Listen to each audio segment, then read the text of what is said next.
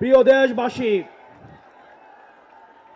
আপনারা জানেন আমরা দীর্ঘ ১.৫ দশকের আওয়ামী জাহিলিয়াতের শাসনের পরে আজকে আমরা মুক্ত বাংলাদেশে যেই সংসদ ভবনকে আমরা ফ্যাসিবাদ মুক্ত করেছি, সেই সংসদ ভবনের সামনে আমরা গণতান্ত্রিক প্রক্রিয়ায় সেই সংসদ ভবনে যাওয়ার জন্য আজকে আমরা মানিক মিয়া এভিনিউতে এসে দাঁড়িয়েছি।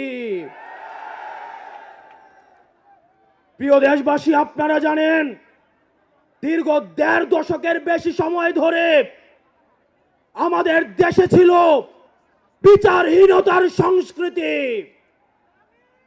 লগি বৈঠা থেকে শুরু করে ২০০৯ সালে আমাদের দেশের যারা ডিফেন্স অফ ফার্স্ট লাইন বিডিআরদেরকে আপনারা দেখেছেন কিভাবে ভারতীয় আগ্রাসনের মধ্য দিয়ে হত্যা করা হয়েছে। প্রিয় দেশবাসী, আপনারা দেখেছেন এই স্পষ্ট বিডিআর হত্যাকাণ্ডকে বিডিআর বিদ্রোহ হিসাবে চালানো হয়েছে। আমরা স্পষ্ট করে বলতে চাই, এই সংসদে কে যাবে সেটি নির্ধারণ করবে বাংলাদেশের খেটে খাওয়া জনতা। এই সংসদের মসনদে কে বসবে সেটি নির্ধারণ করবে এই ভূখণ্ডের মধ্যে যারা রয়েছে সেই ভূখণ্ডের মানুষ। আমরা আপনাদের কাছে কমিটমেন্ট দিতে চাই, এই তরুণ প্রজন্ম আমরা ইনস্টিটিউশনগুলোকে প্রপারলি ফাংশনাল করব।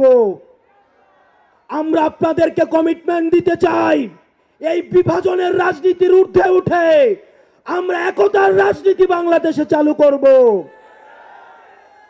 আমরা স্টেট ডেভেলপ করব। আমরা এই ভূখণ্ডের অধিকার আমরা আদায় করতে পারি নাই। আমাদেরকে মাথায় রাখতে হবে, বিদেশের সাথে আমাদের বন্ধুত্বপূর্ণ সম্পর্ক থাকবে, কিন্তু কোনো প্রেসক্রিপশনের সম্পর্ক থাকবে না।